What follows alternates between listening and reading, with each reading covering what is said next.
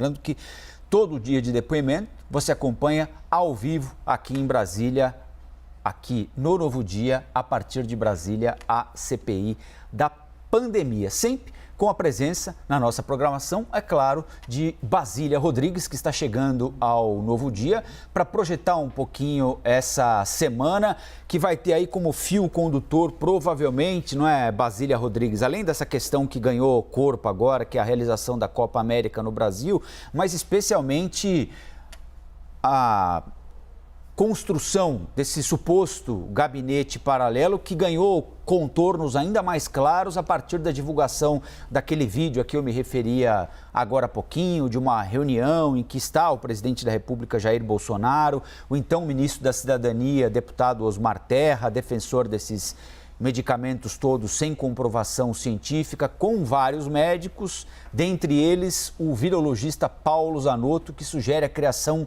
de um shadow cabinet, que na tradução exata quer dizer gabinete das sombras. Bom dia, Basília. Oi, tudo bem? Colombo, muito bom dia a você, a Elisa, todo mundo que está aí acompanhando a gente no Novo Dia. Pois é, mais uma semana que começa, mais uma semana de CPI. Essas novidades que você citou aí fortaleceram a tese da CPI da pandemia de que havia mesmo um assessoramento paralelo, um gabinete informal que aconselhava o presidente da República. Então, disso, os integrantes da CPI, ao menos a maioria, não tem dúvidas. Realmente, o presidente recebia esse tipo de conselho. Mas o quanto isso impactou no cenário que vivemos hoje de pandemia, de coronavírus, com mais de 470 mil mortos? Como essas escolhas e informações erradas podem ter contribuído com o cenário pandêmico que a gente vive hoje?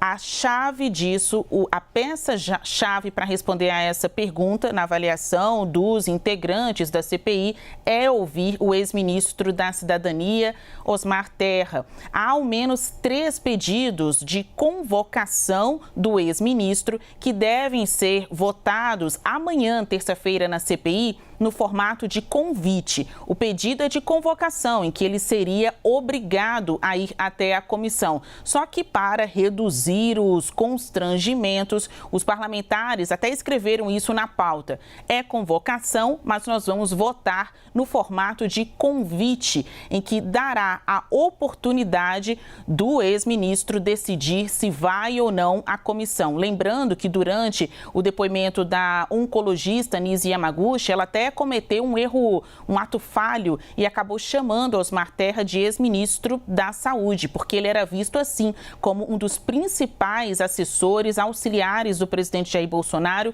aí no trato da pandemia. Destacar para vocês que amanhã também é depoimento do atual ministro da Saúde, Marcelo Queiroga. Na terça-feira eles vão votar alguns requerimentos que tratam, por exemplo, do convite ao presidente afastado da CBF, Rogério Caboclo. Conversando com integrantes da CPI, como o Renan Calheiros, o relator da comissão, ele diz que é fundamental ouvir Rogério Caboclo, ou seja, todas as pessoas que possam, de alguma forma, terem contribuído para a disseminação do vírus aqui no Brasil. Ele se refere à realização da Copa América aqui no país. Isso não é um consenso na comissão, ainda mais porque parlamentares governistas dizem que a comissão tem um fato determinado, certo, e que não caberia ouvir a CBF.